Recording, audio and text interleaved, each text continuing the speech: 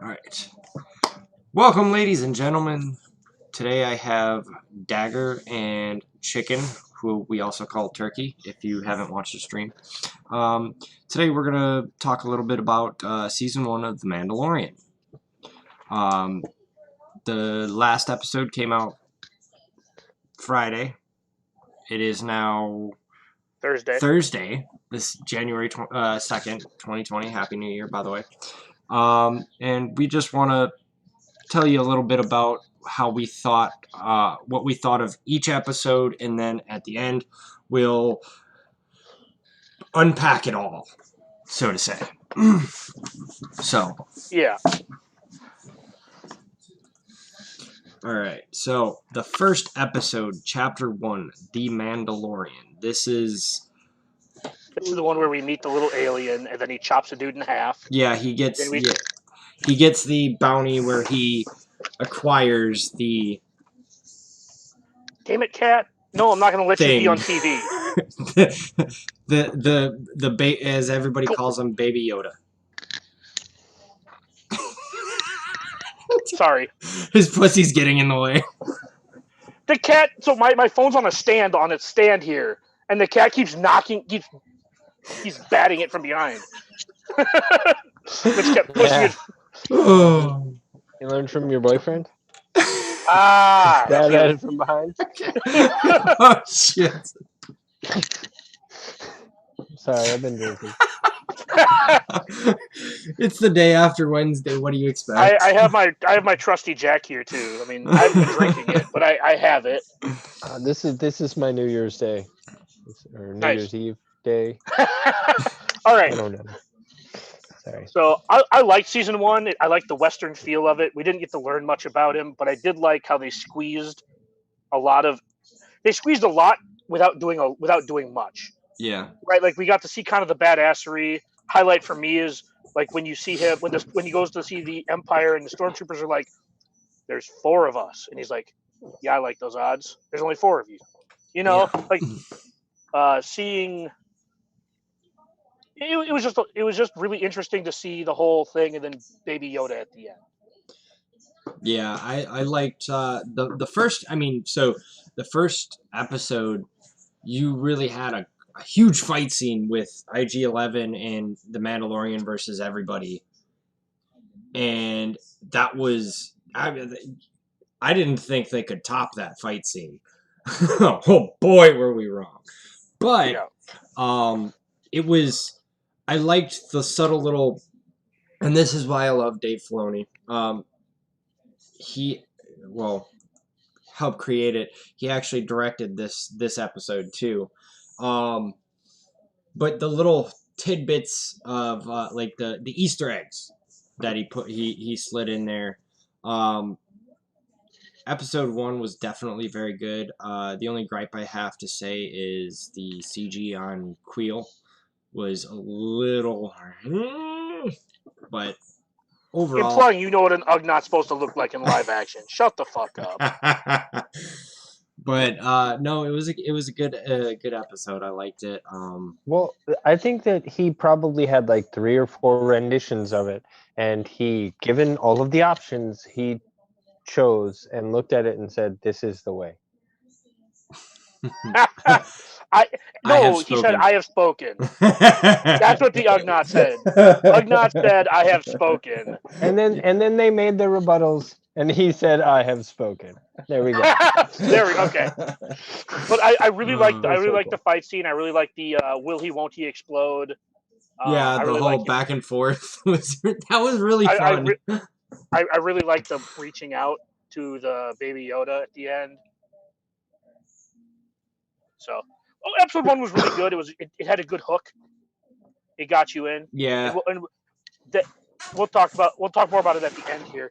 Episode 2 was. I definitely agree. Like episode, like I didn't watch episode 1 when it came out. I waited and watched like episode 1.5, and so for me, it kind of bleeds over into our next conversation. But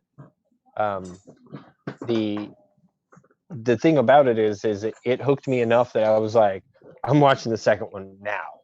And then I had to do something, so I had to get up. But Yeah. if Yeah. I didn't have to get up, I probably would have watched like a couple of more. And the next time I watched it, I did watch a couple of more. Yeah. Yeah, exactly. I think it did a good job of hooking you, especially with they injected a lot of personality into him in the opening episode without doing like anything with him. Yeah. And I thought that Yeah, was really no, cool. I agree. Like it didn't seem like he basically he did good with laying He the said like groundwork. 20 words the whole And show. yeah, he Right? laid the groundwork and like for like what kind of badassery you can expect, and gave little Easter eggs about what kind of story you can expect. And that to me was like so intriguing. Like, what are each of these Easter eggs? Like, tell me more, tell me more. And like, yeah, you're a badass. All right, this is awesome. Yeah. Yeah. Yeah, I mean, like you get to see him take out a village. I mean, sure he had some help, but he's the one that picked the gun up and was like, Yeah. well, he got on the gun trip. You know what I mean? Like he did the thing. But that kind of, like you said, bleeds into the next one where you kind of continue it, and the Jawas take away his ship. They take stuff off his ship, and then you see how important his armor is to him. They introduced the Force in episode 2, which I wasn't a huge fan of, but towards the next few episodes, it got better. We got a couple memes out of it, but more importantly, we got Baby Yoda, and I don't mean like we saw him at the end of episode 1, but this is where they start to build on the relationship between the Mandalorian and Baby Yoda.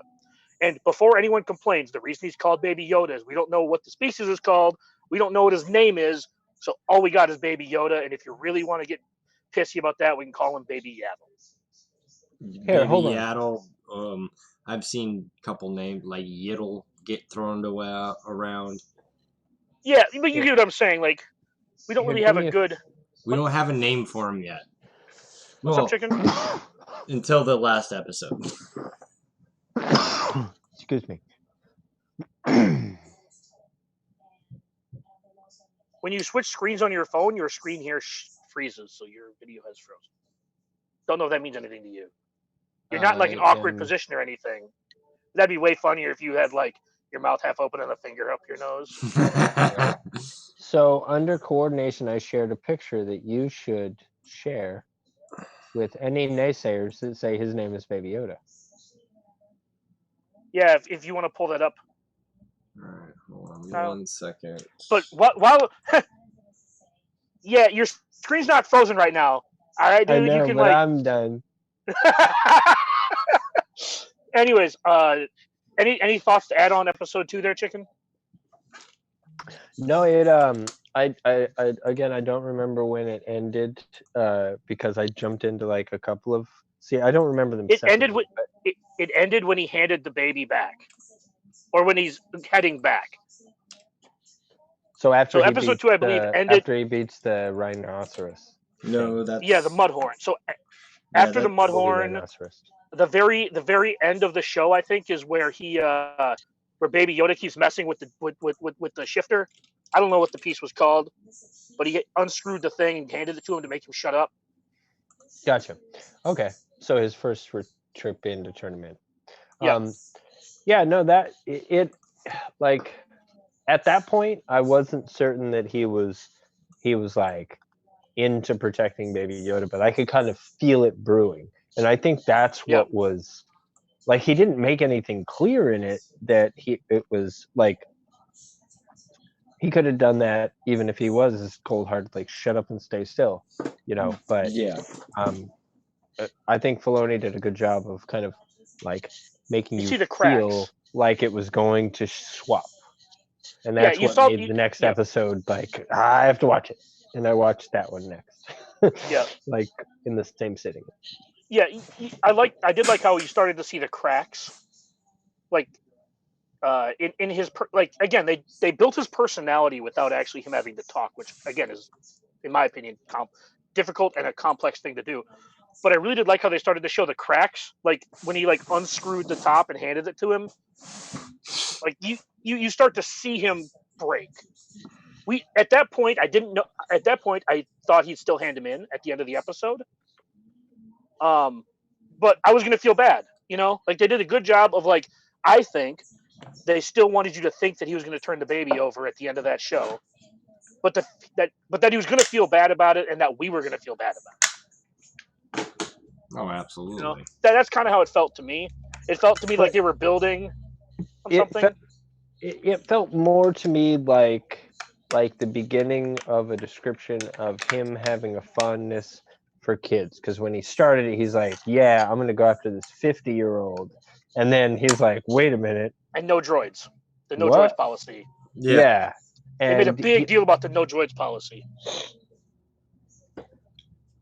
And it definitely, like, to me, like you said, it was cracks. It wasn't so much cracks in his, it was more like cracks in his immorality, to show that there Yes. was a piece of him that was fully moral and honorable. And that's what I liked most about it. It wasn't just some cold-hearted bounty hunter.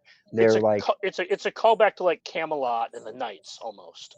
Like, yeah, sure, he's a badass. Sure, he does like sketchy shit for money, but at the end of the day, like, he's still like you said, has his heart in the right place, even if his pocketbook isn't, so to speak. Yeah. So, episode 2 was called The Child. This is where he actually finds the Mudhorn egg for the Jawas after they've stripped him and Quill,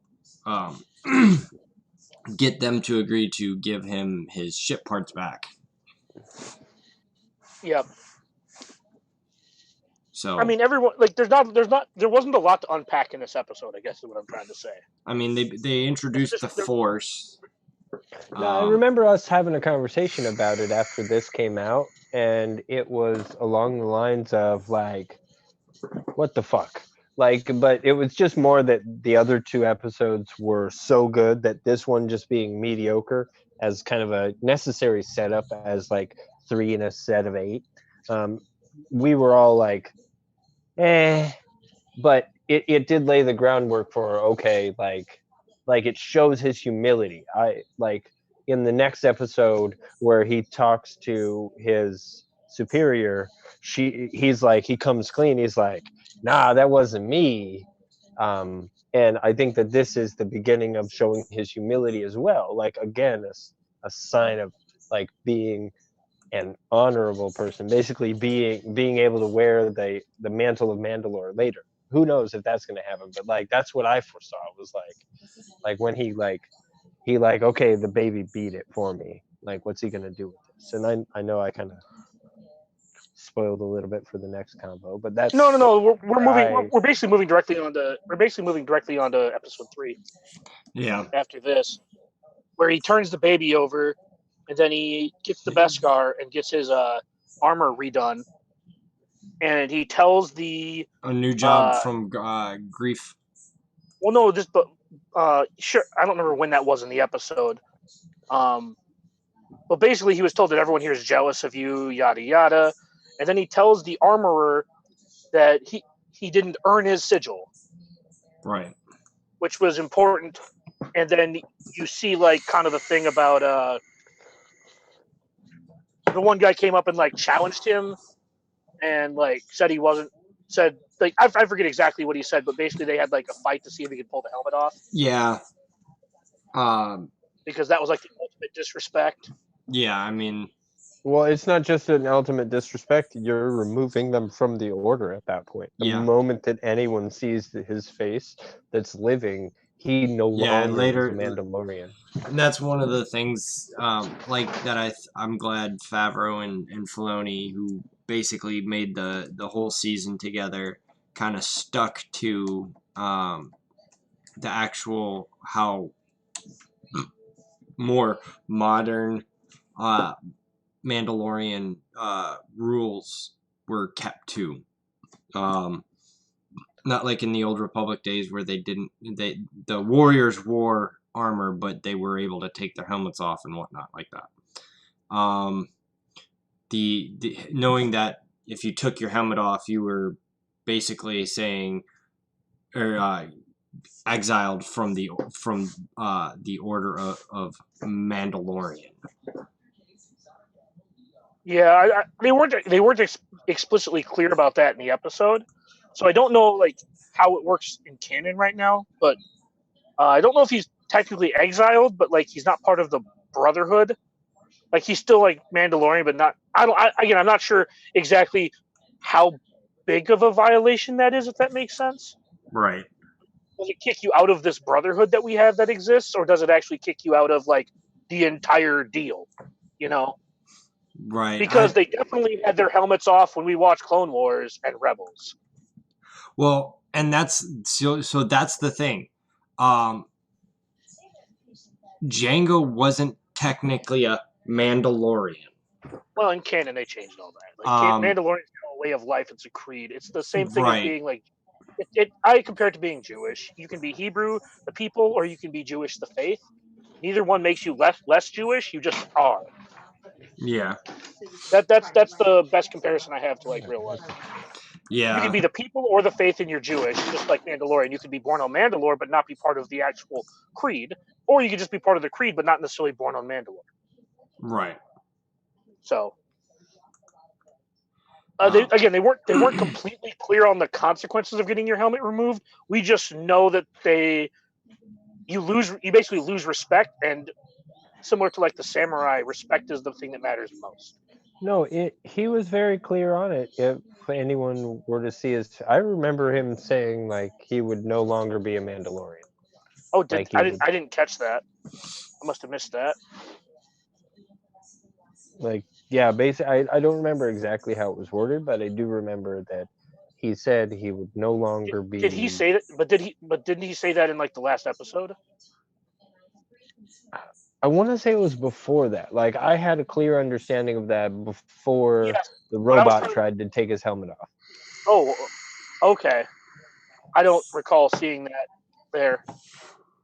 I don't recall seeing anything about that till the village, which is in the next episode. Yeah.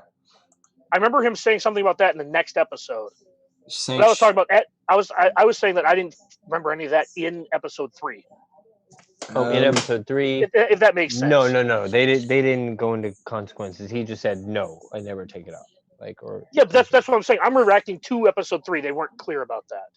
Yeah, I'm sorry. I'm trying to react as I reacted. No, it's fine. It's fine. I don't know if you noticed the mute button, but I had to answer a couple of questions. It wasn't 100%. No, it's cool. I was just trying to react the way I reacted when it happened. Gotcha. I was trying to react along with this the way I reacted like when I watched it. Yeah, no, I remember him saying something about it. Like, again, I don't remember the exact words of "stop being a Mandalorian." I don't remember him being quite clear on like what would happen. But you could be right. I'm not saying you aren't. No, in all fairness, I believe I watched the last half of episode 2, all of episode 3, and all of episode 4 at the same time. So okay. That's probably why it's the same to me, is I turn them into little movies. I actually liked the next episode, Chapter 4, Sanctuary. Well, hold on. He actually goes back for Baby Yoda. Yes. So yeah, he turns in Baby Yoda and gets his fucking armor and is honorable about his response. Like, that's to me what stands out most, is he shows his humility, and that's another level of honor. Like, to me, it shows how much better he is than the other ones who are more like, even the one who's talking shit to him, he's like, but you can eat a dick. Basically, like, I also kind of like how they talked about the whistling birds, mm-hmm. and then we get to see them later in the episode. Yeah, because like you see some of that, I think, and I don't remember where. I remember seeing something similar to that before. We just never got a name for it. We just knew that there was like scatter shot in the wrist rocket. But I did really like how he went back for the kid, and it felt like he went back out of honor and duty, not out of like, oh, I need to save him. You know what I mean? Not out of guilt for. Yeah, it didn't feel like he was out of guilt. It felt like he was more out of like, this thing saved my life, and it behooves me to save its. If that makes sense. He treated it like a necessary thing. Like, I'm obligated to do so because it is a child.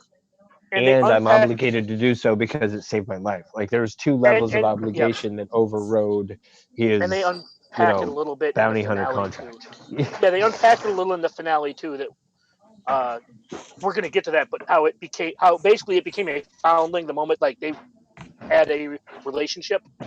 No, but they even hint at it earlier Yep. in like episode 1 and episode 2, maybe episode 3. I'm not sure exactly. Sorry about the background noise. I'm in the garage, and it's one of the few moments our daughter is distracted. So No, that's all good, dude. Yeah.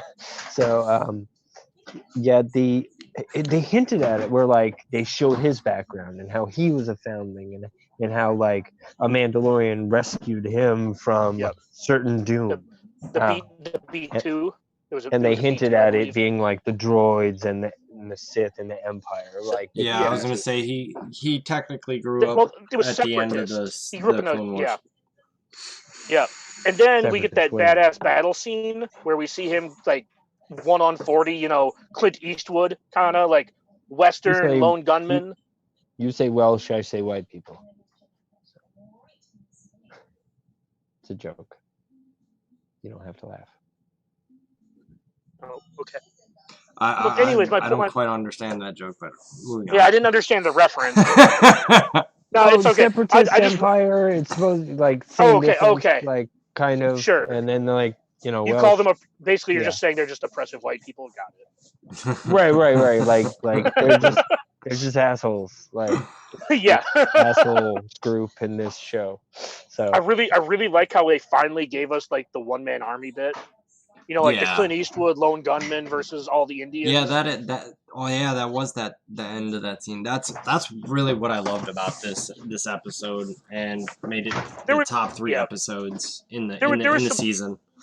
So just to kind of backtrack a little, and we'll unpack a little bit of this more at the end.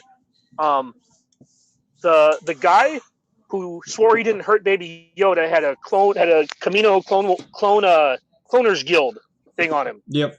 Yeah, I remembered seeing stuff on the internet about that before I even watched the second part of it, or before I even watched the first part of it, the first episode, because I think episode 3 was out when I watched the first episode, and I remember thinking to myself like, "Whoa, this could mean so many things." And there was a few memes I saw, which I don't know the validity of them, but that would be hysterical. But yeah, like he could be part of that clone planet with the long neck ladies and the no eyes. Yeah. Or at least we can basically confirm he was part of the guild, the Cloners Guild. So while he might not have been on Camino specifically, we knew that he had something to do with cloning a Baby Yoda or something along those lines, figuring out how to. Yeah. Anyways, another wrinkle's added a couple episodes later, but then you see, just to kind of jump onto the next episode, because we talked about trying to keep this to a couple minutes each, and that fucking derailed, of course. But the fourth one is where they go to that planet and we meet Cara Dune, or Gina Carano, who is a ex-rebel jump trooper, jump trooper. Well, ex-rebel shock trooper, shock trooper. she was technically a jumper as well. Whatever. But we got to watch it. We get to watch Gina Carano and Pedro Pascal get into like a scrum. Then we got Baby Yoda with his little soup. Like, hi guys. That was probably one of my favorite memes for like a good couple weeks of the show. So when mom and dad are doing blank, and then when you have your little bowl. That was awesome. I really like Gina Carano. I like her character Cara Dune. I've always liked Gina Carano. She's very like the way she carries herself. It's like she demands respect, and it carries over in her acting ability too. Like she I guess struts when she walks. I guess you could say. If that makes sense. No, I get what you're saying. It's almost like she has a commanding feminine presence. Like she doesn't lose any of her femininity in it. Well, maybe some of it, but like it's very like I have an importance, and this is and in that specifically with her is related to her skill. Yeah. there's 2 daggers. You know why? Because he dropped call. Yes, I did. For like the second time. I don't have Wi-Fi where I currently am because weather is stupid. But yes, we had our like line knocked down, so we don't actually have like our little Wi-Fi thing isn't working. So I'm working off like network right now. Our router thing doesn't. Anyway, not important. But Comcast sucks, I guess. Yes. But I feel like we all knew this. Sorry, but yeah, Gina Carano's badass.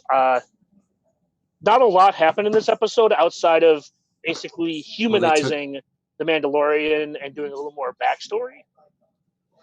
Yeah. You get to see kind of like a softer side to him, kind of taking the widow preference, I guess you could say, widow's preference. For a moment, I actually thought he was gonna take the opportunity and actually stay there after defeating the ATST. We also got to see a little bit of their Ewoks aren't the only ones that can beat an ATST. We also got to see a little bit of the tactical mind, like battle tactics, stuff like that. You basically got to for both of them, really. Yes, but that's what I mean. We got to dig a little deeper in. All right, these guys aren't just badasses that like 1v10 you, right? These guys have actual battle experience. Yeah, like against the Empire. It felt like. Well, especially Gina Carano, but I'm talking about like the Mandalorian, where it feels like he actually like had like actual my side versus your side battles, as opposed to like how we always assume bounty hunters are, where it's like I'm you all out by myself kind of deal. He's less Rambo, more soldier, so to speak. And I thought it did a great job, like you said. The will he, won't he stay? I think he did a good job of humanizing his character a little bit. So the issue I find with characters, specifically that wear masks, you can't show emotion.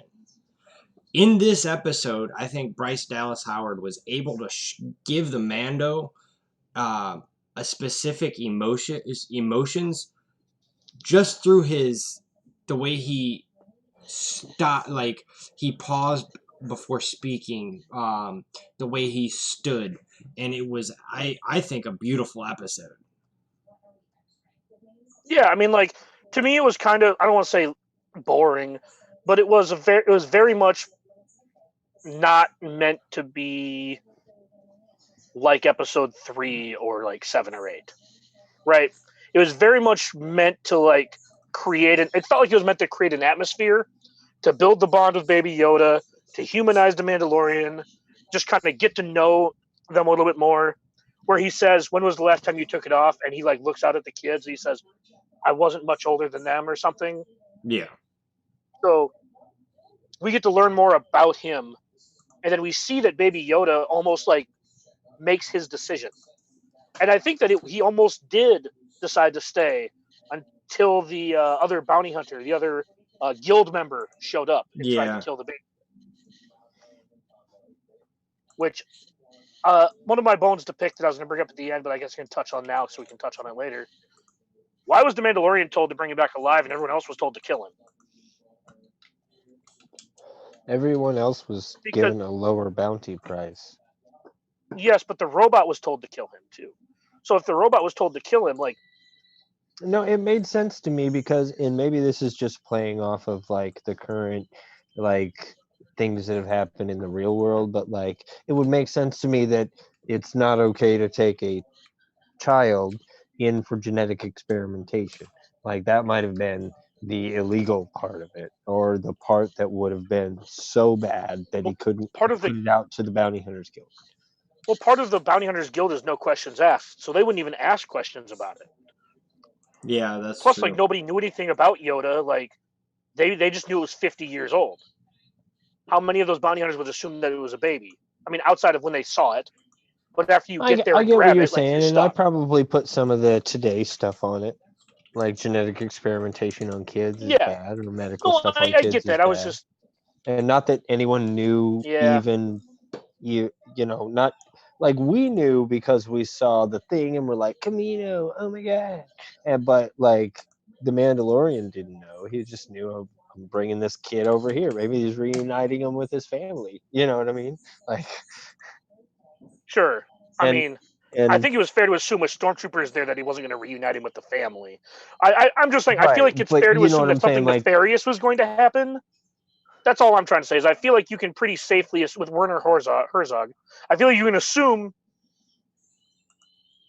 Oh, we have no time limit. Awesome. You're welcome. Oh, did you? you're the boss. I did. Okay. So Right here, this guy, Kyle.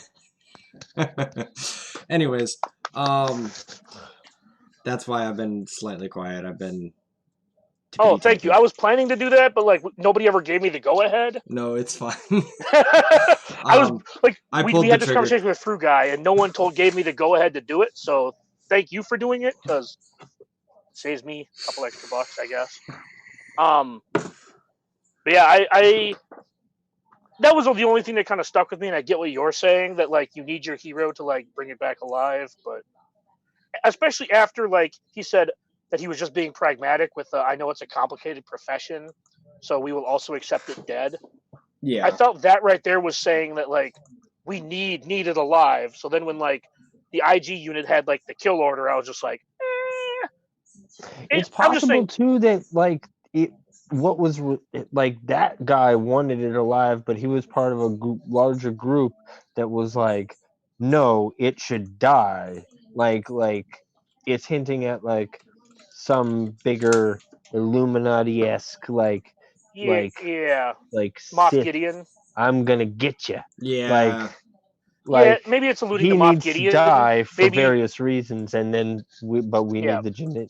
He wanted the genetics, and so they ordered and him killed, and he wanted the it piece could back. quite possibly be as simple as Moff Gideon didn't give a shit if he was alive or dead, and Werner Right. Herzog's character wanted it alive. And that's kind of Right? what It it could be felt like just to that me. It was simple. like for whatever reason, this guy Okay. wanted him alive, and maybe Yeah. the order from above was kill, and he's like, "I'll give you more if you don't." Yeah. That's definitely a Sure. Like I possibility. can see that. And then it wouldn't have been on the guild's records because the Empire could Yeah. check the guild's records. So, Yeah. anyway, I'm arguing a point you've Yeah, I agreed. can see that. Yeah, whereas one side got it from the guild and he got it straight from the employer. Right. So yeah, I can see that. But yeah, on the episode 5, which is on Tatooine. Yep, Moss Eisley.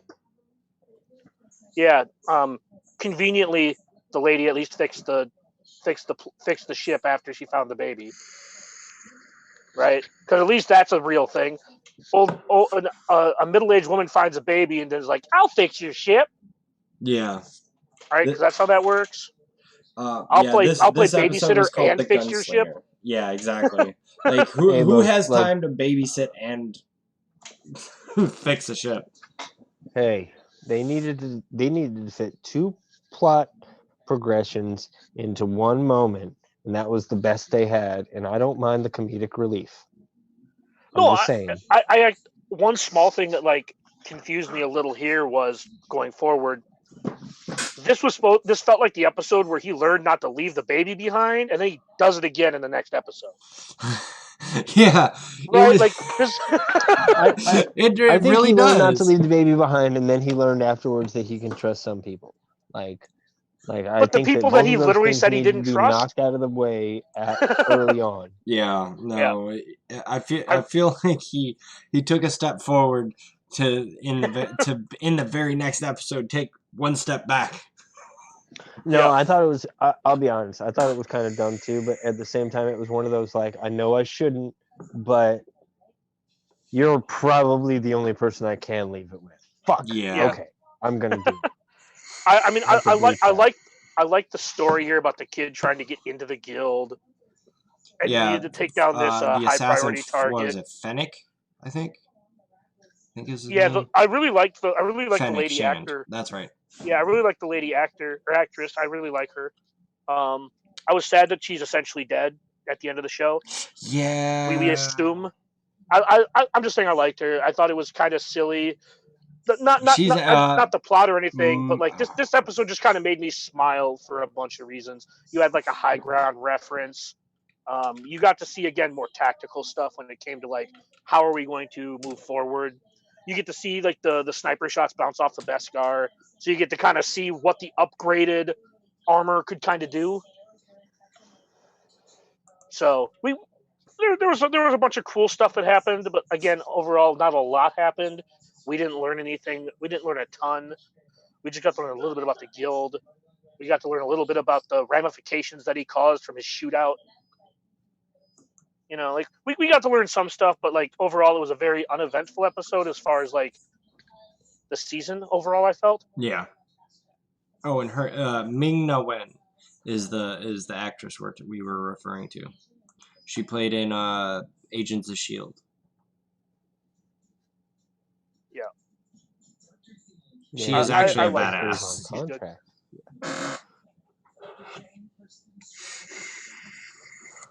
Yeah, she convinces the kid to turn on the Mandalorian, and that works out well. Who They ends up both turning die. on her? Yeah. Well, the kid and her. And then we get that little like teaser at the end when somebody walks up to her apparent dead body. I really hope she's not dead. I thought her character was kind of cool. Not just because I like her as an actress. I just thought like this episode felt a lot like episode 2 of the Clone Wars, Star Wars, where you introduce someone and then you just say, we don't actually want to forward their character at all. We're just going to move forward. Like all the Jedi on the Council. You know what I mean? That's how this felt. It felt like we're going to introduce a handful of people and then we're never going to see them again and it's going to be okay. Because we're not going to give you anything that makes you want to know more about them. At least in and the that's movies. Kind of how that. Yeah. But that's how this episode felt to me. Was just like it felt like a filler episode where none of the characters actually mattered. No, and that's to me what 3 felt like. 3 and 5 felt like that, and I think that it was strategic. Well, I'm not saying it wasn't strategic. I'm just saying that like that was kind of the vibe I got from it. They were setting you up for the next 3 episodes, which were episode 6 was good, but then you're basically setting it up because you need to forward your storyline into the finale, which was very busy. So you needed to like get a bunch of stuff out of the way. Yeah, exactly. So, anybody else have anything about 5? No, not really. 5. It was kind of average for me. I wasn't overly impressed with it. There's a couple good moments in it. At this point, episode 3 was clearly my favorite, and it wasn't close. Yeah. So that's just me at this point in the series. I felt like not that it was going downhill, but that it maybe had plateaued. So, but I mean, my mind changed after episode 6. Yeah, I was gonna say it literally after 7 and 8. Yeah. Yeah, no, that's why I say it was strategic. It basically this one set you up for like, okay, well, I like Star Wars enough to watch the rest. Yeah, chapter 6, The Prisoner, was amazing. And no lie, that's how I was at the end of this. I'm like, I'm gonna watch the rest because I gotta talk to Dagger and Kyle about it. But like, I don't necessarily feel a draw to watch the rest of them. I'm going to, but you don't have to be like it wasn't like season 3 of the one with the wall and the White Walkers. It wasn't like that. Game of Thrones? Yes, it wasn't like season 3 of Game of Thrones where I was like turning it on every time there was a new episode. Like I was like, okay, I'll wait for 2 more. Yeah. Yeah. Yeah, I liked episode 6 fine. Like it wasn't my favorite. I mean, like I shouldn't say it like that. Like episode 6 was good, but I think it was good for different reasons than a lot of the other episodes. Mm-hmm. I thought it was cool to see him interact. It was cool to learn more about an ex-crew he had. It was cool to watch like him being their interactions based on like, previous interactions. Stealthy. It was nice to see him be like stealthy. Remind me was- what happened in this specific episode. Okay, this specific episode is called The Prisoner. This is when This is the rebel prison ship. Yeah, the rebel prison ship with the big Deveronian. The Twi'lek brother and sister, who everybody kind of compares her to Harley Quinn. Just thinks she's a nutcase. For example, some of the lines that stood out in this movie were like the Mandalorian called like these situations target practice. Mm-hmm. So he had like a cutthroat side. And I'm not sure how long before this series that he decided to like stop mercilessly killing people.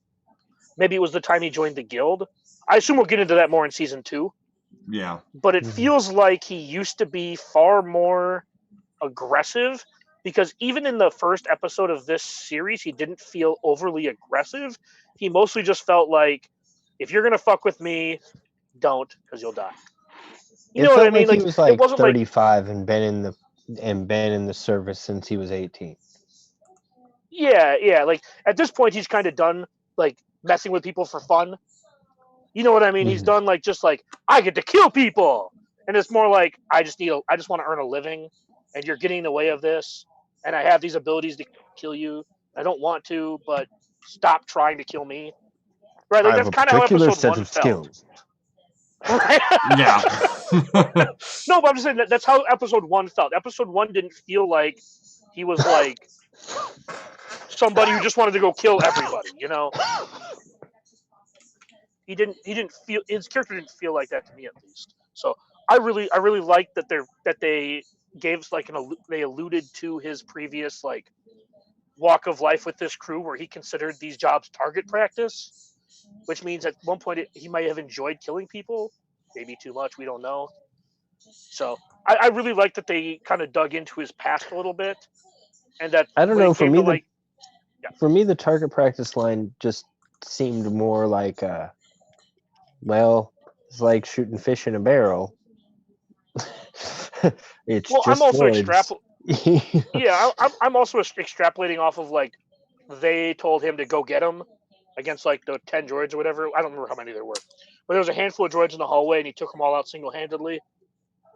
I'm not saying that he killed people necessarily like that, but we basically got to see that like they knew what he was capable of, and that they fully expected him to be able to take out like a bunch of security droids all at once. Right. That's kind of what I meant. Like they knew that he had the ability to just like be that guy. And I'm just saying that like episode 1, he didn't feel like he was that guy from the beginning of this show. So that's why I said I liked that they kind of like not necessarily reverted it, but they showed like that old side of him, or what other people expected of him. Right, like this is what his humanity has taken from him, in a way. Yeah. Like his first episode showed like he was just a guy who was doing this, and this one showed that he used to be a badass mercenary who was doing this as an old guy. Yeah.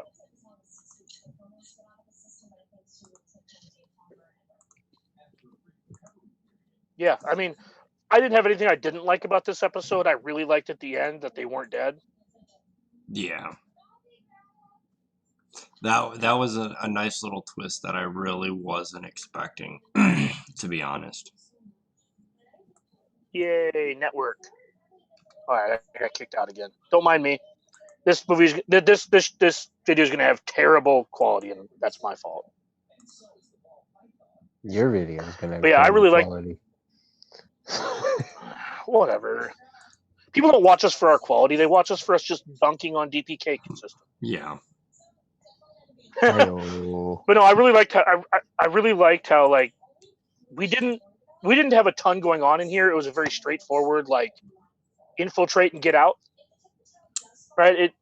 It felt very the plot felt very straightforward. Everything that happened was fairly predictable until the end when you see them all alive. Yeah, that I really enjoyed that he did. It made it like as the scenes where he like apparently knocks them out. it seemed like he killed them, and then you find out at the end, hey, they're all still alive. It's like, oh, well, that might come and bite him in the ass. Oh, it 100% will come and bite him in the ass. Oh yeah. Like, If you don't think for 1 second we're not going to see these guys in season 2 or 3, right? Like they're gonna add these fools into Star Wars Galaxy of Heroes at some point. I also, one thing I really did like what they did here is they proved that the Mandalorian was smart. And I thought that was interesting because this is the first time that I actually thought in the entire show, up until this point, I'm not saying I thought he was stupid, but I thought he was a tell me what to do and I'll go do it. But we see him take the little fob and he brings it back with him to lead the X-Wings there and then tosses it to him and leaves. Right? Like you see him outsmart the people who like get off on being clever. Yeah. And I thought that was kind of a big deal for me. Like learning that like he has the ability to like think critically, so to speak. Not like in a oh he can do like basic math. It was like no, he like kind of sniffed out the plot at the end and was able to take care of everything. I thought that was super cool. That was really awesome when he did that because, like, I expected it from him, but at the same time, to see him execute it was nice. Yeah, like I feel like they did a great job of managing expectations and leading you along a certain point to where you could kind of see the growth and kind of expect things out of him. But the execution, I think, a lot of the time was like not in the way you would expect, and similar to the end of episode 8, which we'll talk about as well. Yeah. But I feel like they did a really good job of lining up expectations and then either surpassing or undermining them in a certain way. Where this is one of the ones where they kind of like hit the nail on the head for what we expected was going to happen.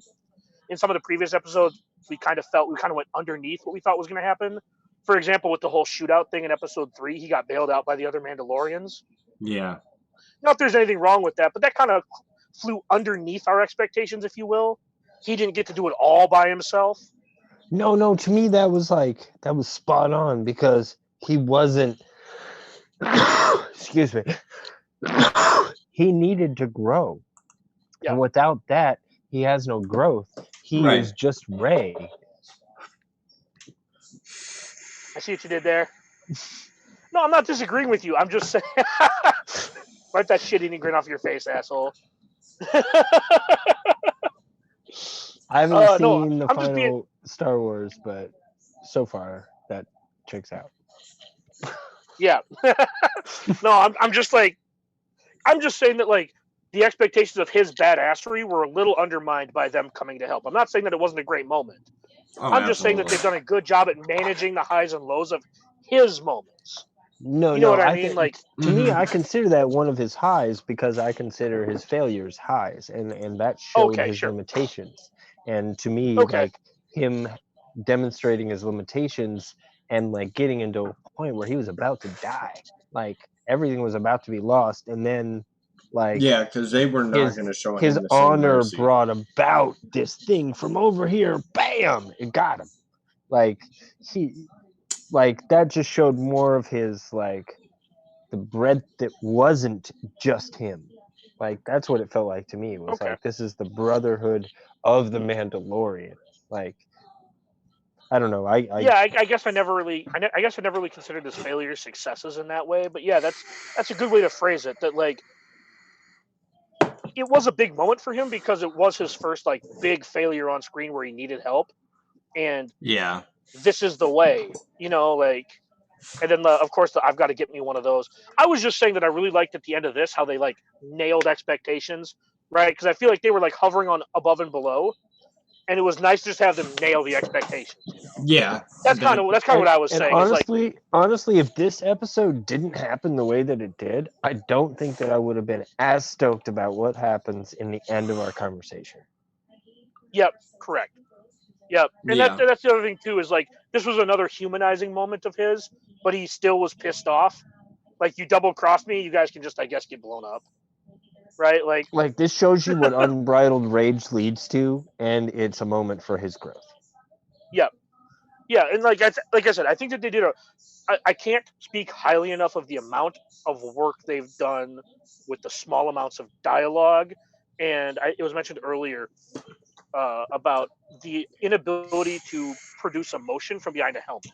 But they did a really good job of like dialing into some of those emotions. Yeah. And God, Pedro Pascal's good. But I mean, like, seriously though, you can get an emotion from that, because like that blank stare of like, are you fucking serious right now? Like, that's what it felt like every time he would look at a situation. Like, bitch, it's on. Like, No, like, I'm talking about the no, but I get sadness. what you're I'm talking saying. about the Like, sadness, happiness, I rage. Like you have to rely on his actions and the inflections in his voice to portray like emotion, and I think that he did an excellent job doing that. And also, well, even the inflections in his voice is kind of hard to pick up on at times because it's through a helmet that's a mechanized voice. They use a voice changer a little bit on him to make it sound like Well, it's auto-tune. filtered. It's filtered. Yeah, it filtered. still felt like I have to agree that like everything I've seen him in, which is only Game of Thrones in this, at least to my knowledge, and he holds his inflection well. Like my mom and dad were music majors, and like so I've got an ear for it. I don't play any instruments. I'm not cool like that. But You play the skin flute. giggity.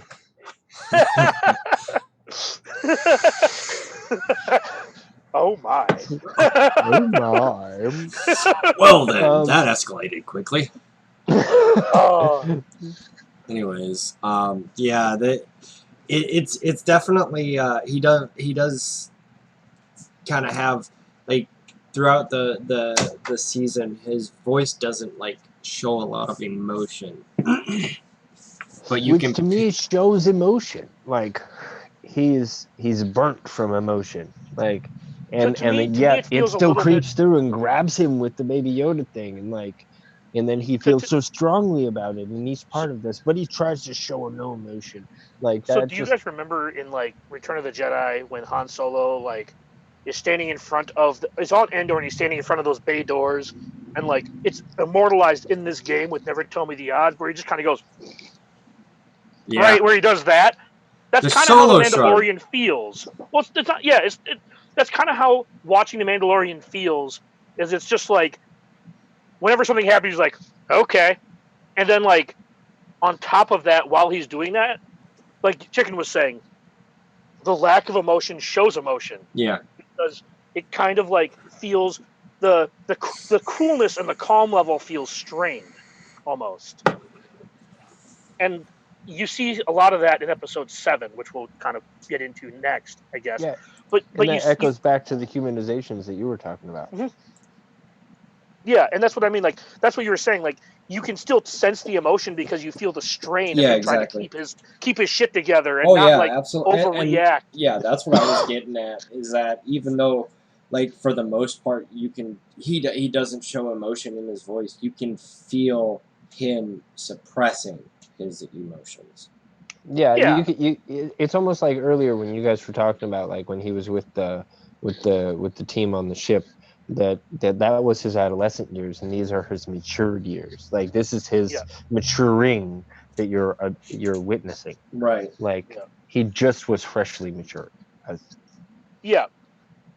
This He finally stopped yelling. Yes. No, this series definitely has felt so far like, I don't want to say a coming of age story because that makes it sound super Disney, even though it is on Disney Plus. I get it, but it does kind of feel like a Star Wars totally coming of is age that. story. Like you have to give Disney credit where credit's due. Like they figured out how to have a coming of age story with Star Wars. Yeah, with a Western feel. And like, I don't know what that like was. This. Like this. It's a high five. Oh. Like this is TKO, this is high five. Oh, hey now. As Resident Kike, I just wanted to clarify, it's not this. Calm down there. No, but yeah, in episode 7, I think they did a really good job of setting it up.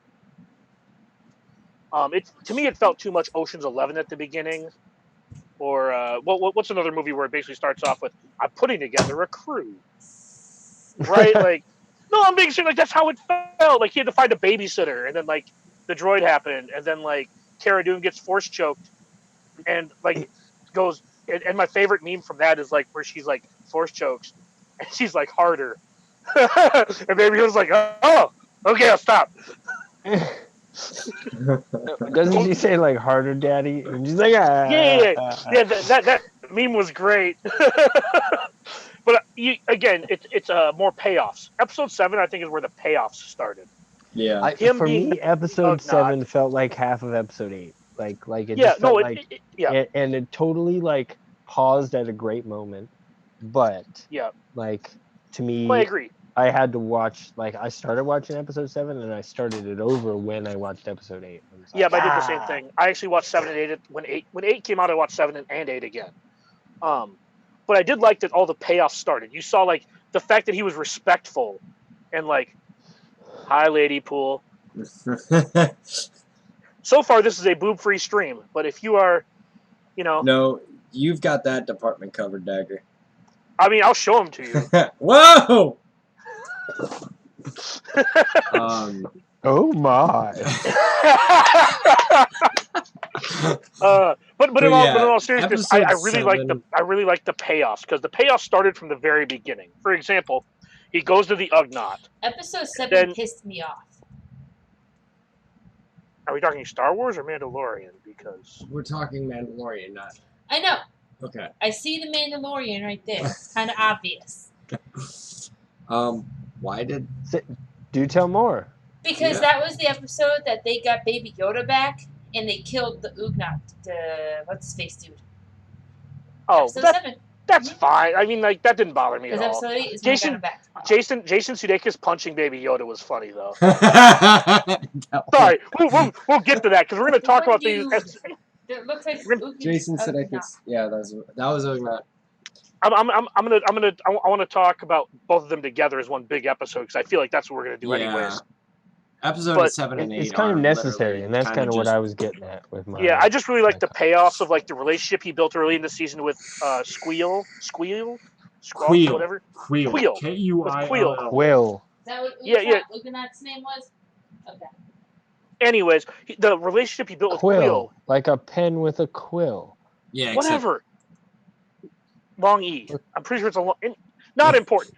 The Ugnaught. No, Kuiil. Comment below Kuiil. about what you think it was pronounced like. If you knew it was pronounced like quill, like you write something down. What happened to my vape? I mean, we can just call it. We can just call do that. We can just call him Uggy. We can just call him Uggy or Ugnaught. Biscuits. I've been drinking. Anyways, again, the payoffs were great because he the good relationship he had with the Ugnaught, and then he gets on board with the stupid droid being around, which was kind of cool, Yeah. The fact he was finally okay with like a droid.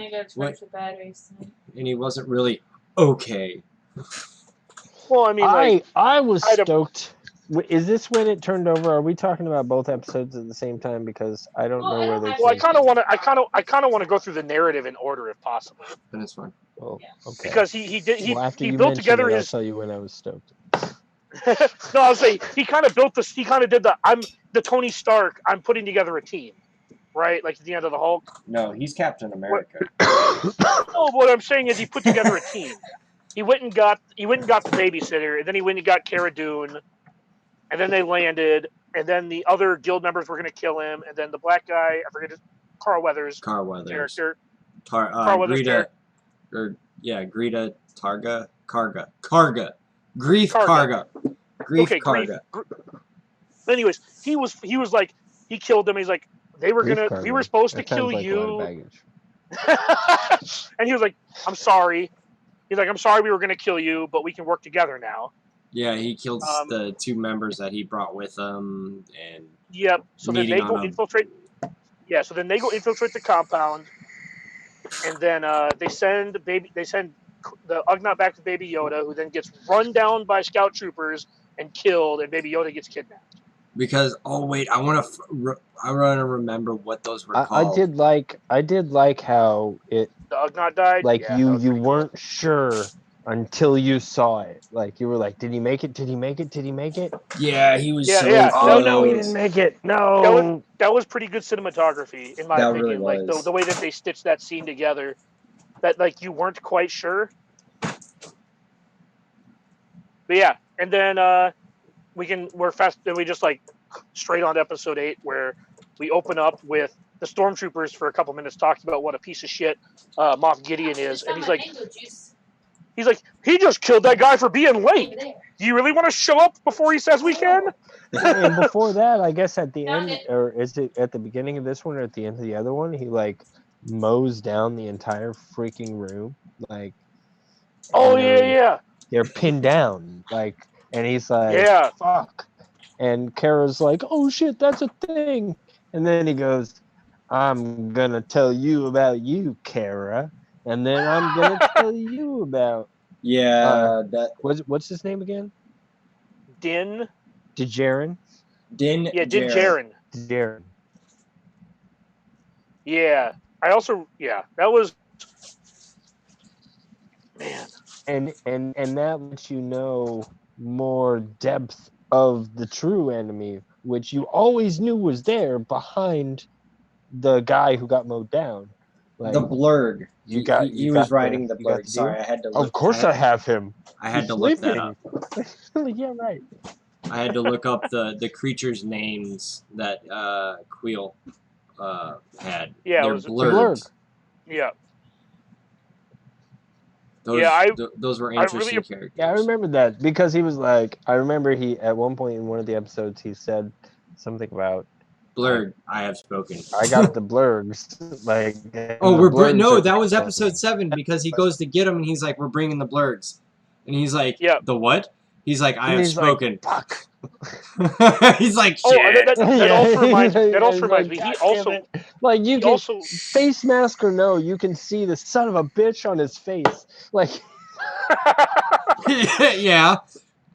He was definitely like, he the fact that and the he Ugnaught was knew part that of there was no the amount of arguing that was going to change that. He was like, okay. yeah, I mean, like Well, the I Ugnaught was guess his ex-wife, and like he was basically trying to pawn his kid off on his ex-wife for an afternoon, and you kind of just have to put up with that shit. Yeah. Right? Like, I have spoken. Fine. You win. But yeah, he also the Ugnaught was part of the Clone Guild, or he was part of the clone part. He was working on the cloning thing with the Empire, and we learned that Ugnaughts live forever apparently because he said 3 human lifetimes. Yeah, 3 human lifetimes. Yeah, so we learned a little. We learned a little bit about the Ugnaught too, which was pretty cool. But I really liked when Moff Gideon came in, mowed everybody down, and then said, "I'll give you like the rest of the day to bitch up and come out here, so I can kill you face to face, as opposed to just blow up that entire compound you're in." Because the typical bad guy thing to do is give your give your protagonists a way out. Well, I don't even think it was a way out. Like he basically, and they even talked about that. He basically said, "I can kill you in there, or I can kill you out here, and the choice is up to you." Yeah. So that's how that option felt to me, at least.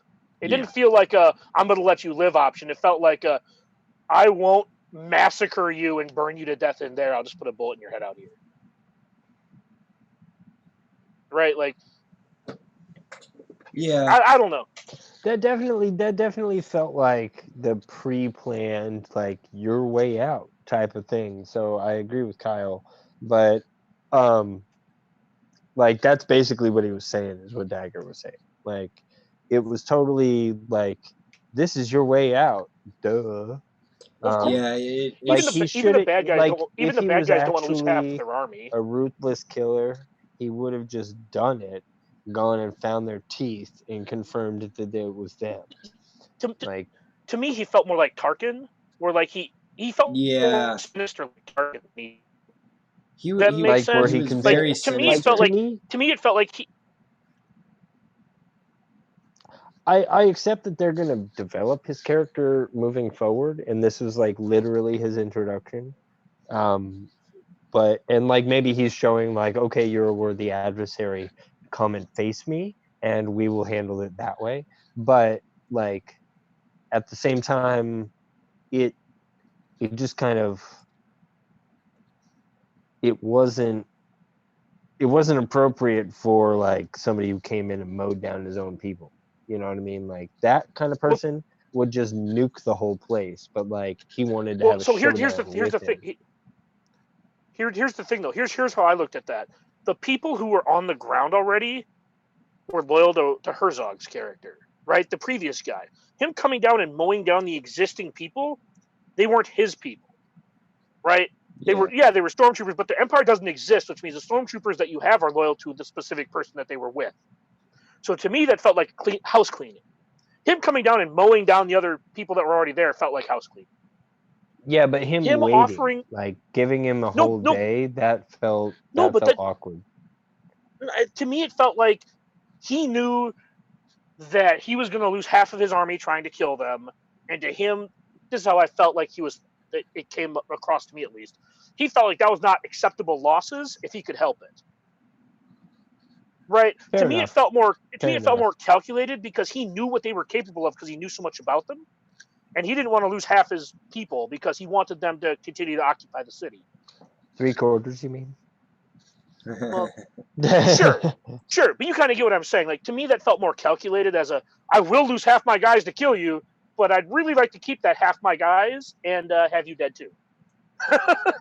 So that's kind of how that felt to me, especially when like he named the stupid ATST gun or whatever it was. When he's like, yeah, Tara knows what this gun is. It's gonna fuck you up. Like, and she had just seriously said, like, I've seen that mow down so many of my company. And he was like, and you, Tara, I will tell you about your life. And everybody in that room was like, I thought it was a cool twist that she was from right now? I think it was a cool twist that she was from Alderaan. I honestly think that was kind of a cool twist. Like, that she actually has, like, not just, like, served in the military, but has, like, a real reason to hate the Empire. Not the, I'm part of the rebellion. This was, like, a deep-rooted, like, fuck those guys. Yeah. I really liked that specifically. Whereas, like, the Mandalorian didn't have that specifically. Also worth mentioning that he was saved by and it gave an explanation to why he was like, it's the Empire. And she was like, I'm in. Like, she was a hard no. And then it's the Empire. I'm in. Yep. And I really liked how the Death Troopers are the ones that saved him. For those of you who haven't finished the two animated series, basically Concord Dawn, they're the Guardians. There's different houses of different, tiers of, I don't want to say royalty, but like of power. And this was like the anti-Mandalorians from like Clone Wars and kind of the cranky assholes from Rebels, right? That's who saved him, right? So it shows that the cranky assholes were willing to fight alongside the other Mandalorians during, the wars. That they may not have been fans of the other Mandalorians and they may have been infighting, but it did show when it boiled down to it, they were willing to fight with their brothers even though they disagreed. And I think that went a long way to like establishing we are Mandalorian first, even though we, don't like the way that we handle it amongst ourselves sometimes. Yeah. I thought it was a nice tie-in to like Rebels and Clone Wars to have the Death Watch be the ones who saved him. Yeah, that was very, very interesting, and the fact that at the end of the episode, the first rendition in live action of the Darksaber. Well, before we get there, we need to talk about what's her name. We got to see one we've Mandalorian just ended with episode 7. Now it's episode 8. I mean, like we're gonna get there. We're gonna get to the fucking Darksaber, man. We're gonna get there because now we get to the point where like I was geeking out to Chicken at this point, right? Like Chicken probably remembers this conversation. Where I'm like, dude, you just have to see this, and like it starts, and like you can go ahead and tell them kind of what you told me about it starting off good or whatever. No, like the whole episode was good. Like you had like I think episode 6 was like a stale episode, like we were talking about. And then episode 7 kind of was like the hill hook. up, The hook. And then like it felt like this episode was good, and then about And I mean, like, if you were expecting it to be okay, it was good, and then it kind of kept going until about 3/4 of the way through, and then it picked back up and just kept going up, and then was like, "Are you fucking serious right now?" Yeah, and like when I was talking to that Chicken, was Chicken like awesome. Chicken also that was like just brushed me off awesome. at the time because he's like, "Oh, that's just like a Star Wars not reacting to a finale." Oh yeah, no, yeah, no. Okay, so at the time, I heard Dagger and Kyle in Discord like going back and forth about like, and I'm like, okay, I get it. You people love Star Wars. Like, I'm about a medium Star Wars fan. They're like Star Wars fans. Like, Yeah. I'll be honest, like, I'm not in the cool kids club, right? And I'm like, okay, well, at least it's good. I know that much. They like it enough that it's good. So, or they like it that much, so I'll think it's good. And then So just when kind I of talk about watched the it, points where you felt it started to get better too, because now we're talking about episode 8. So just kind of like so give your overview of it. I can't remember the specific events because it's been a week. You Yeah. assholes. We were supposed to do this earlier. We were, We but were. It lazy. was probably my availability that messed it up, but that's not the point. That been actually drinking. checks out. I've been drinking. So, I've been drinking. so Um, no, but it how about one of you goes, and then that'll remind me enough to be able to tell you. Okay, so we open on them being pinned down, and Gideon's there, and we start the battle, right? And we see a Death Trooper like knock our Mandalorian like on his ass, right? yeah. So it's showing that these Death Troopers are still like qualified to kick some ass. I mean, sure, they take him down, but like it takes Cara Dune and the Mandalorian to like subdue the first one who was kicking the Mandalorian's ass, you know? So like it definitely wasn't easy to take them down, it looked like, which was And kind of cool. It was also very nice to see that the Death Troopers were still around. Because, Yeah. so, you didn't really get to see them in the original trilogy, even though they introduced them in Rogue One as, like, the elite. Well, they were loyal to Krennic. That was the problem. So like in Right. Rogue One, they were loyal to Krennic, but they weren't. I don't want to say mass developed or whatever. But I didn't feel like we saw where they would.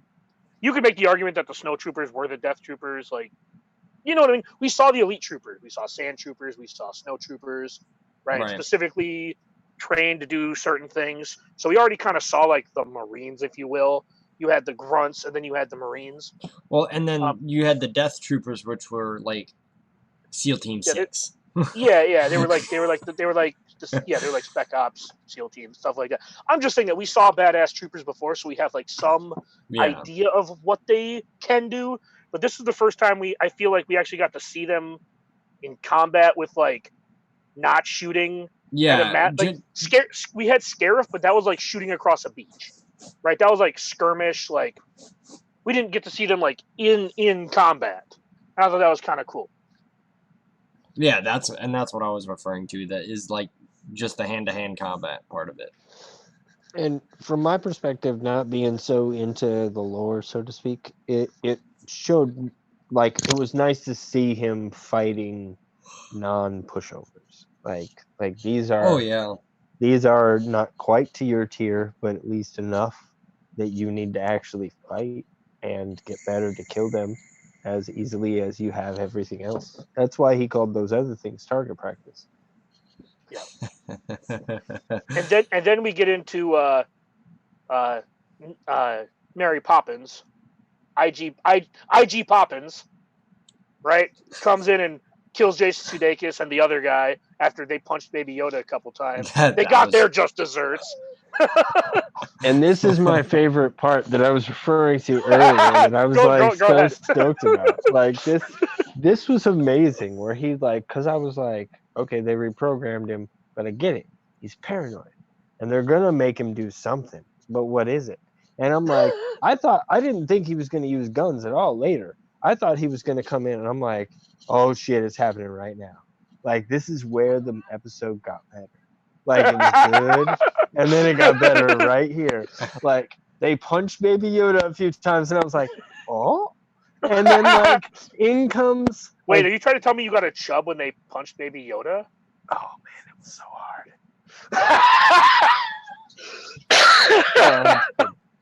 Yikes. And then they, R.I.P. we and heard, man. then Calm in down. comes the droid, and I'm like, IG-88, what are you doing?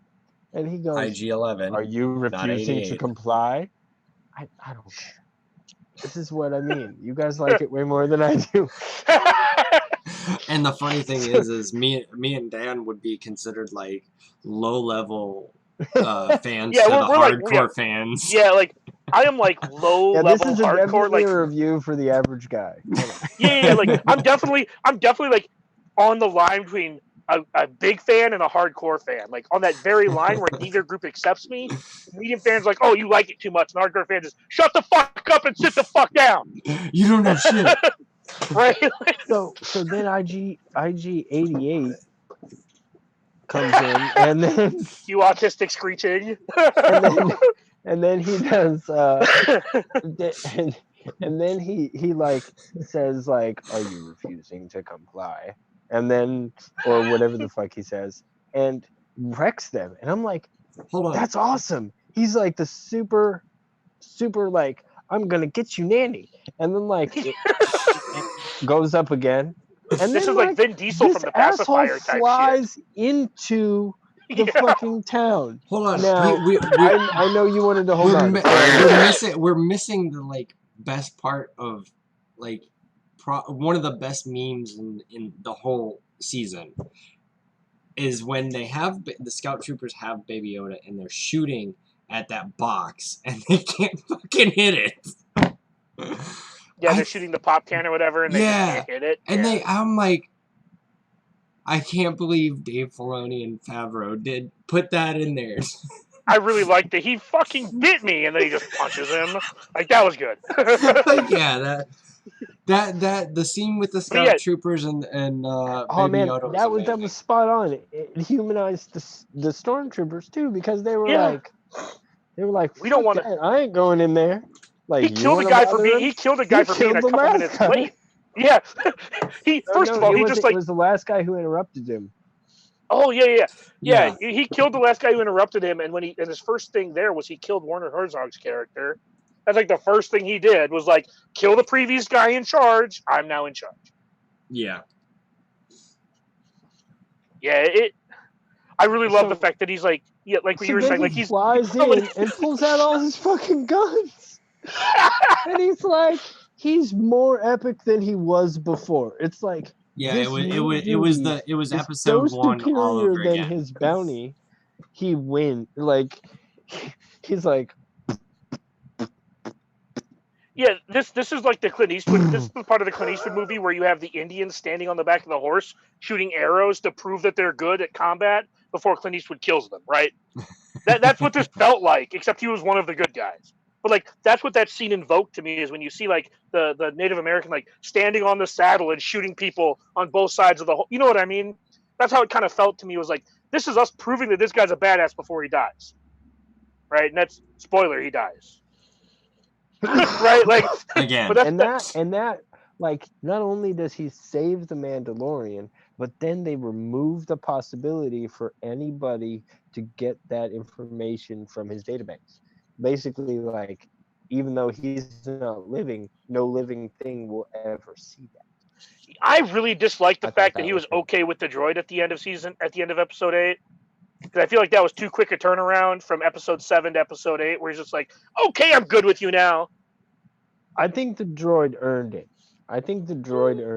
Ugnaught plus the droid doing those things like earned it, like saving the baby at the end there, and then like mowing everything down and coming in to say like, oh, this is my job, what the fuck are you talking about? Like he basically like was like, okay, I finally accept this, I'm hard-headed and you beat it into my freaking skull. Like it felt it felt rushed. I will give you that, but like it did also feel complete. Yeah, I can see that. I just at the moment, maybe it was the flow of the show that whole scene kind of dragged. The whole lava scene. that to me at least, it felt like it dragged a little, and part of that was like him coming to terms with the droid, and I just felt like it was a little soon. That being said, to rewind a smidge, I really liked how they were able to portray like Pedro Pascal, like even I mean I get it, he's chopped up, but like not only did he like get hurt, he got his shit torn. You know what I mean? Like this dude got his shit tore up. Yeah. Like yeah. just He looking at really his did. face, like he's grimacing, like He looked again, like the he was facial out of expression. his He didn't look match like with he the did mountain. he didn't look like he did in Game of Thrones. Like I wouldn't have picked him out of a No. lineup. Like, Yeah, I would have been like, nope. And honestly, I didn't realize who it was at the time. Like I don't look up who the actors are. I just kind of like watch the show. yeah, And when the mask came off, I was like, well, that's why he wears a mask. And then afterwards, we were talking about how like he was Oberyn Martell, yeah. and then Yeah. then it clicked, right? Like And then I I don't was remember if it was like, you or that someone else, is but then it the clicked. most busted version of Oberyn Martell I can think Yeah. of. Like they did that well. Like, because he was like, I'm dead, just leave me. Yeah, like exactly. That's what I mean. Like they did a great job of portraying him with his facial features, with the way he like spoke in like that my chest can't breathe way or whatever. Like I really liked the way they did that, and I really liked that he just like sprayed him in the face with Bactigel, and that made it okay. Right? Like I have this spray bottle. You're alive again. Now move your ass. I know we're near the end, but I only have a few minutes left. I can hear the rustling inside. All right, dude. Yeah, we're I'm almost getting done cold. here. Yeah, no, I'm just saying. Like, Yeah. No, I mean, like wrap it up. I like you said, it's the most busted version of Oberyn Martell you could have imagined. That's like the best way you could have put that. The clean cut prince, and then like this is what he looks like after he got his ass beat. Yeah, like he got his eyes thumbed in. Sorry, spoiler alert. Like I gotcha. Like, and he then, still and looked then more this is what busted up happens after this. Yeah, he Like, still he looks got more his- busted up in this Yeah. after the mountain like punched his eyes in. Well, Yeah, crushed exactly. his Like you face. can at least know it's him before. Like this one looks like.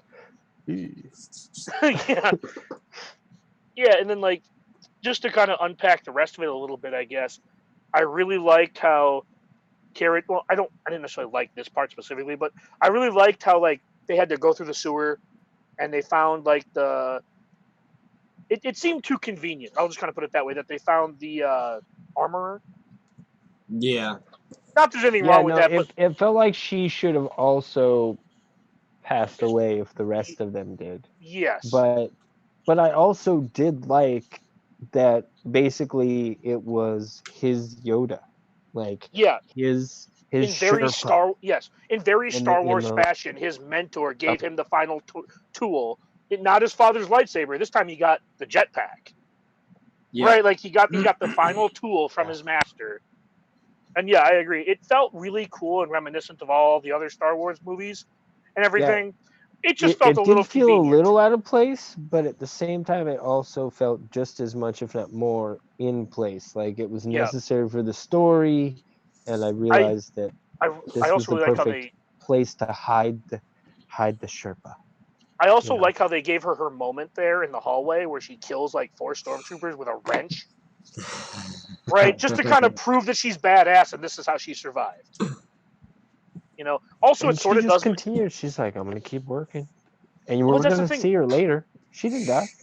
Yeah, and another cool thing about her that like kind of explains it, and I mean this might be like the excuse part, but she was the armor, which means she gets paid to create armor, which means the integrity of her armor is like perfect, right? Because she is the blacksmith.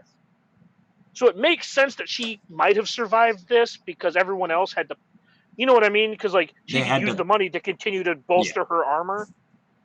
So to me, it kind of made sense. It gives her plot armor. God, get out of here! She's the plot armorer. There you go, plot armorer. But I really liked that scene, especially how, like, because I said it felt convenient, I really liked that scene with her and the stormtroopers where she kicked the shit out of him with a wrench. Yeah, that was interesting. Just to kind of as they walked up, I knew what was going to happen, but it was also very nice to see. Yeah, I just think it's important that we got that scene, especially after it felt convenient. Right. Yeah, no, like this episode was good, and then it got better, and then it Yeah. got betterer, and then it got better-est. The one God. the one irritation with this is after he uses the jetpack. I'm just ignoring you at this point, Chris. Like, whatever. You already had your really you already had your shitty moment, dude. With that shit-eating grin. No, I really liked how he used the jetpack to like kind of fledgel. He wasn't like perfect with the jetpack, right? But he got the TIE fighter down. And the one part that bothered me is that after he like was only okay with the jetpack, he then seamlessly took off with Baby Yoda and landed perfectly by his ship. Right? Yeah, like no, it should take that you. felt like the most Mary Sue moment ever for the Mandalorian. I was like, I bitch about Luke and I bitched about feel Rey. it, you bitch. Yep. And then the Mando does that.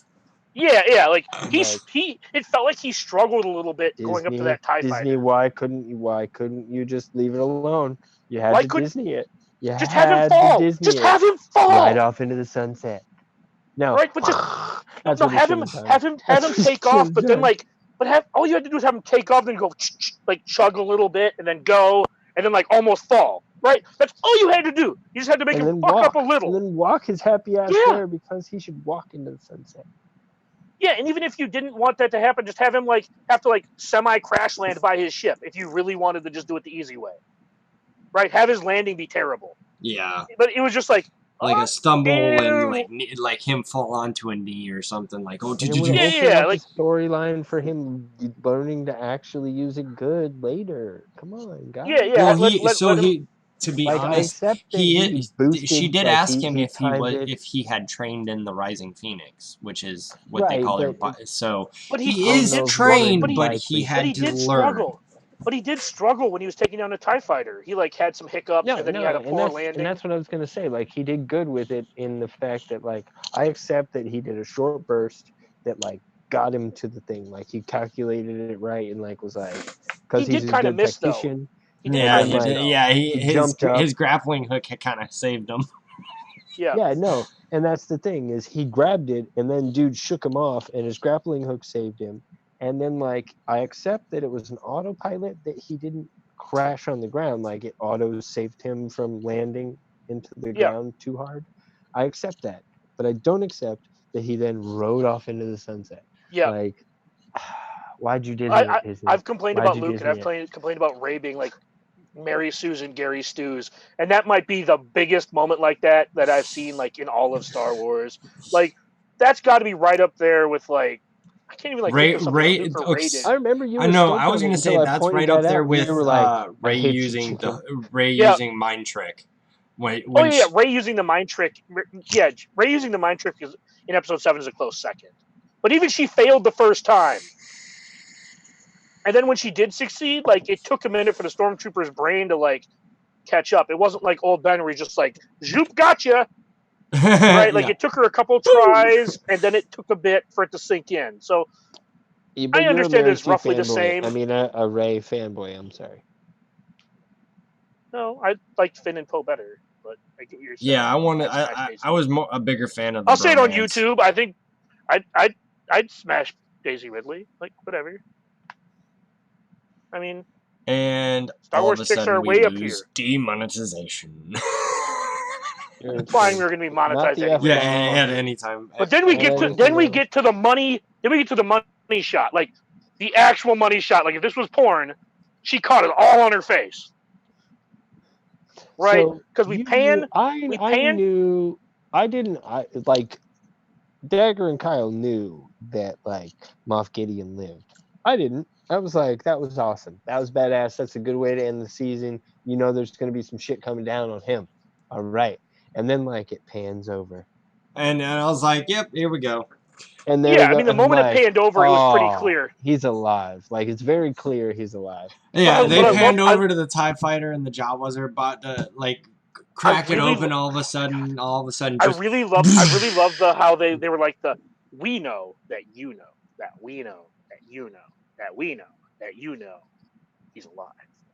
But we're gonna just subvert your expectations one last time, and you get the And he pulls out the freaking like he pulls out the dark saber that not only ties into the fact that he's alive and has his reasons to go for the Mandalorian, but then if anyone's watched Clone Wars, the gives the Mandalorian a reason to go after Gideon. Yep. Like they are now arch nemesis. Yeah. We will And we see know these that fools for at least and the we next full season, if not the next 3 or 4. and we know that Bo-Katan was the last person to have the Darksaber in Rebels. Which was So- technically like I want to say 17 years from the Mandalorian. I don't know how long. I don't know how long the rebellion lasted. I want to say it was less than 10. Let me look it up real. I want to quick. say between Rebels. I want to say between Episode 4 and the end of Episode 6, there was like 6 or 7 years. I don't know for sure. But then you have like another year later is the Battle of Jakku, and this happened after the. This is 5. I don't know. Hold on, I am. But basically, you can assume that Bo-Katan was the last person to have it, and on top of that, we know that there was the Night of 1,000 Tears or whatever it was Okay, called. so they the named Return of the Jedi is set in 4 ABY, which is Battle of Yavin, after the Battle of Yavin. Force Awakens is 34 ABY, which this means is the not, this is 5 Mandalorian years after. Mandalorian takes place around 9 ABY. So So yeah, about 10 years after Rebels then. yeah, But anyways, my point is we know who had the Darksaber at the end of Rebels, who was the leader of the Mandalorians, Bo-Katan. Yeah. And we know that the Night of 1,000 Tears or whatever they called it was the purge, the secondary siege of Mandalore, right. when the Empire invaded and killed all the Mandalorians to take care of an uprising that might happen in the future. So Well, we kind of know that had to happened. deal with it also had to deal with the fact that they wouldn't conform. Well, I mean, that wasn't a huge problem to the Empire at the time. They kind of had their own little thing going. Right. But they basically wanted to snuff out anything that might happen in the future. So basically, what I want to see going forward is flashbacks, because I want to know if Moff Gideon's the badass who killed Bo-Katan, Yeah. or if he's just the guy who gave the orders. Like, basically, it's like, is he going to be like the badass The that gets to mastermind fight the behind Mando? it, Yeah, or is the he the badass that Emperor? did it? Yeah, is he the Oh, he Emperor? totally Basically, is. He totally is. Like, there's no question in But my here's- mind. Like, but here's the plot question: wise, is he? he can't not be. Like, for real, No, but think about it. what I'm Like, saying is he he's Tarkin going or to is he go the against the Emperor? protagonist of the series with the Darksaber. He has to have earned it himself. Yes, but what I'm saying is he Tarkin or is he like the Emperor? Is he the person who did all the work, or is he the person Right. who was the mastermind behind it? That's all I'm saying. I'm not saying he didn't kill Bo-Katan. I'm not saying he didn't kill the person with the Darksaber. I'm just saying, what if they just I don't overwhelmed think he's the them? mastermind. I think somebody else is the mastermind, and he Is the tool? took that piece of it onto himself. Like the Darksaber part is only him, which because of his skill, he felt like he needed it, and that's or whatever. But I think that we're going to meet a different, bigger, emperor-ish kind of character. Maybe we're meeting the Tarkin and we're about to meet Vader, and then we'll meet the Emperor. But like, I know that there's a piece above him too. I mean, like they went through one tier in the first season. Sure. So like, I guarantee there's at least 2 more tiers. Well, all I'm saying is that the Moffs were generally part of like the political structure. Like, So- this Which is means either like, this feels like he was non-force sensitive but groomed to be an apprentice. Like, he's the non-force apprentice. Sure, I'm just saying that that in Star Wars like lore, the Moffs were basically the political part of the Empire, and they generally weren't the action people. And the fact that he is a Moff makes me think that like he wasn't So it basically, makes me lean towards him being a mastermind versus the guy who was actually the Dragon Slayer, so to speak. so a Moff was the rank held by the sector governors of the First Galactic Empire. Yeah, it was more of a basically, political they're the equivalent of a state's governor in our political. setup. Yeah. Again, I'm not saying that he didn't do it. I'm just saying I tend to lean more towards he's the mastermind. And can the mastermind also be the badass who killed the person with the darksaber? Right. Absolutely. You know, but I'm excited for season 2, and I'm irritated that it's going to Yeah, take that 11 starts months. tomorrow, right? No. Yeah, this the first season definitely has me hooked. Dave Filoni has proved that he can Just make. John Favreau. John Favreau. Well, Favreau. I think Filoni only directed episode 1, and I think he like worked on episodes 2 and 3. But after that, I think he's like an executive producer, but I don't think He's had too much. helped. He helped. Well, No, they're obviously actually because like of buddy Favreau and Filoni. well, yeah, but obviously there's Rebels and Clone Wars tie-ins through the entire TV Right. show. I get that, but I'm just pointing out I don't know how much of this is Filoni because because Favreau basically has full autonomy with it. Right. And it feels more Iron Man-ish than it does Clone Wars or Well, Filoni directed I think 2 episodes, and basically what I'm saying is the writing feels very Favreau as opposed absolutely. to Filoni. That's what I was trying to say. Like, yeah. this feels like Favreau more than Filoni. And I'm not saying Filoni didn't have any say or any ideas, but it definitely felt more like Iron Man pacing than because both the Clone Wars and Rebels are both more drawn out and more storytelling. I was gonna say driven. the first season of those was actually very slow moving because everything was getting put into place.